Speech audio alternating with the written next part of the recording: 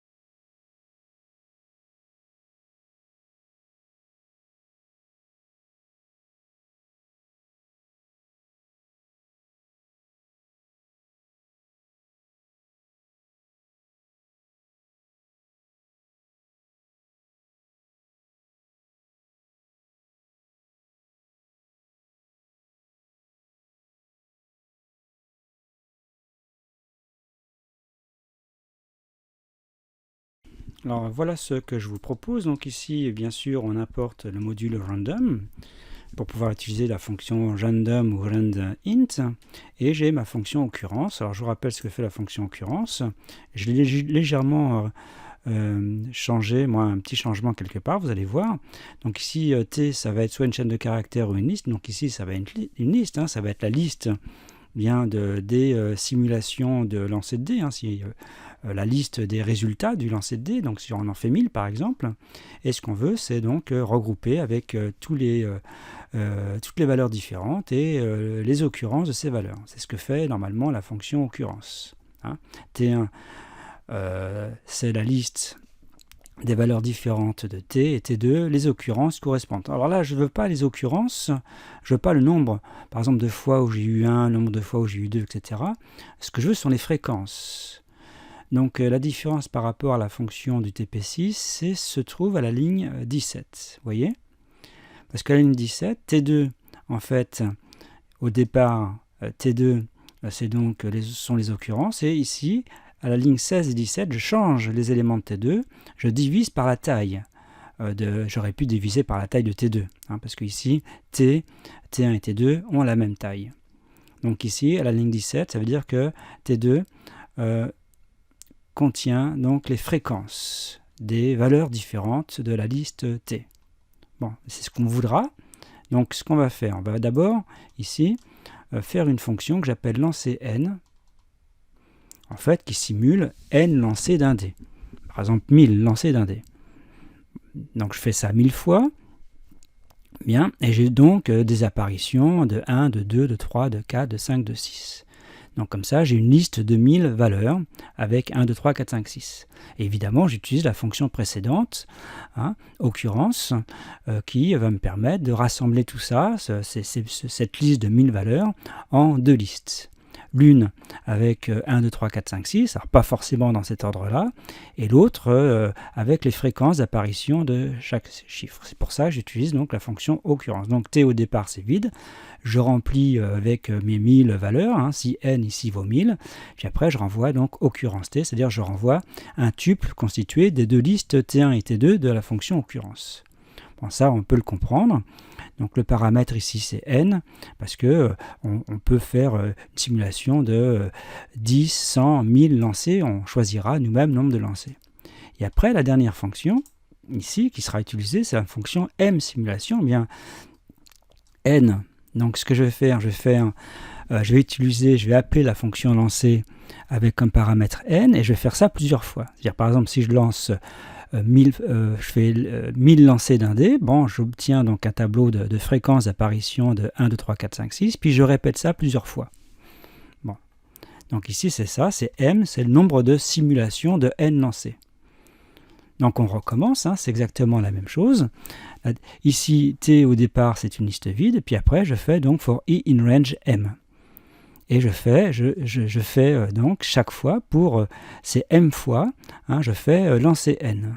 Hein, donc lancer n, je vous rappelle, lancer n, ça me renvoie donc un tuple de deux listes. Donc ici, lancer n, ici c'est un tuple de deux listes. Et donc t contient donc des tuples. Bon. Alors par exemple, si je prends n égale 3 et m égale 1000, bon, donc quand je fais lancer 1000, ça va me donner donc un tuple, hein, avec dedans deux listes, et je fais ça 3 fois. Donc en fait, j'aurai t contiendra dans ce cas 3 tuples. Alors ici, j'ai mis print, donc je teste en fait, j'appelle les fonctions. À tester tout simplement, c'est appeler les fonctions. Donc ici, je n'avais pas besoin en fait ici de la ligne, j'enlève ça tout simplement. Et je vais donc ici utiliser mes fonctions créées. Alors je vous rappelle que la fonction, quand on crée une fonction, il faut qu'elle soit appelée à un moment donné. Alors ici, vous voyez, à la ligne 34, je n'appelle que la fonction m simulation avec comme paramètres 1000 et 5. C'est-à-dire 1000 sont les 1000 lancés, je fais 5 fois 1000 lancés. C'est ça que ça veut dire. Hein. Bon, et les autres fonctions sont appelées après. La fonction m simulation, quand elle est appelée, elle appelle la fonction lancée à la ligne 30. Et la fonction lancée, elle appelle la fonction occurrence. Hein. Donc ce sont des appels indirects, mais les trois fonctions créées sont bien appelées. Hein. Bon. Puis après, donc sim, c'est une variable qui va donc contenir ce que retourne m simulation. Donc ça retourne donc une liste. Hein. Je vous rappelle, hein, ça retourne une liste constitué de tuples, chaque tuple étant constitué de deux listes. Et en fait, ce que je veux, c'est regarder, à partir de la ligne 35 et 36, je veux regarder ce que contient cette liste-là. J'affiche chaque fois les éléments de cette liste-là. Donc en fait, j'affiche en allant à la ligne, parce qu'à chaque print, on va à la ligne, j'affiche les tuples. C'est ça que ça veut dire. Donc ici, je vais avoir ici dans ma liste ce que retourne m simulation, comme j'ai pris m égale 5, il va y avoir 5 tuples. Donc ici, ça va m'afficher les 5 tuples. Hein. Et en allant à la ligne chaque fois. Alors regardons ce que ça donne.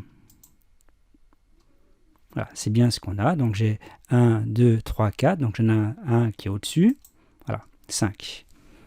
Donc voilà ce que ça donne. Donc premier tuple, première ligne, deuxième tuple, deuxième ligne. Donc le premier tuple, vous avez compris, le premier tableau, ce sont donc les chiffres différents. Forcément, c'est 1, 2, 3, 4, 5, 6. Alors c'est dans l'ordre, hein, c'est dans l'ordre ici par rapport à la fonction occurrence, hein, puisque la fonction occurrence, elle ne trie pas. Hein. On aurait pu faire un tri, ça aurait été peut-être mieux. Puis après, vous avez donc les fréquences.